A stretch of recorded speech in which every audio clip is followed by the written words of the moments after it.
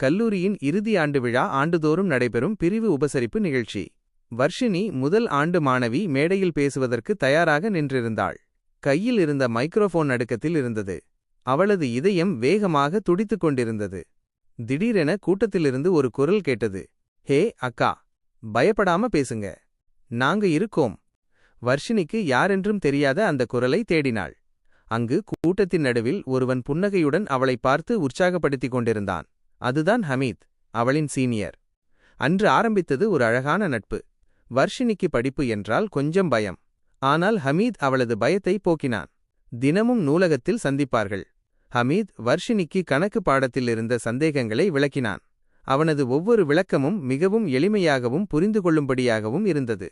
வர்ஷினிக்கு ஹமீதின் அருகாமை ஒரு பாதுகாப்பான உணர்வை தந்தது. அவன் அவளை ஒரு மாணவியாக மட்டும் பார்க்கவில்லை, ஒரு நல்ல நண்பியாகவும் பார்த்தான். ஒருநாள் கல்லூரி வளாகத்தில் உள்ள டிசம்பர் மரம் ஒன்றின் கீழ் அமர்ந்திருந்தபோது ஹமீத் அவளிடம் கேட்டான். வர்ஷினி, நான் உன்னிடம் ஒன்று கேட்க வேண்டும். வர்ஷினிக்கு இதய துடிப்பு அதிகமானது. கேளுங்க அண்ணா என்றாள். நான் கல்லூரி சீனியர், நீ ஜூனியர்.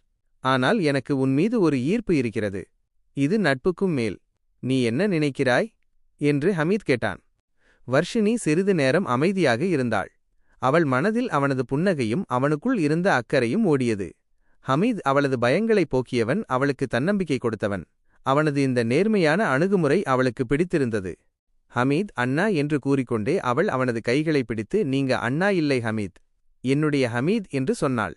அந்த நொடி டிசம்பர் மரத்தின் இலைகள் அவர்கள் மீது உதிர்ந்தன. அது ஒரு புதிய உறவின் ஆரம்பத்தை குறிப்பது போல் இருந்தது. அவர்களின் காதல் வெறும் கல்லூரி நாட்களில் மலர்ந்த ஒரு காதல் கதை அல்ல. அது இருவருக்கிடையே இருந்த நம்பிக்கையும் அன்பும் ஒருவருக்கொருவர் தூண்டுகோலாக இருந்த ஒரு பயணத்தின் கதை.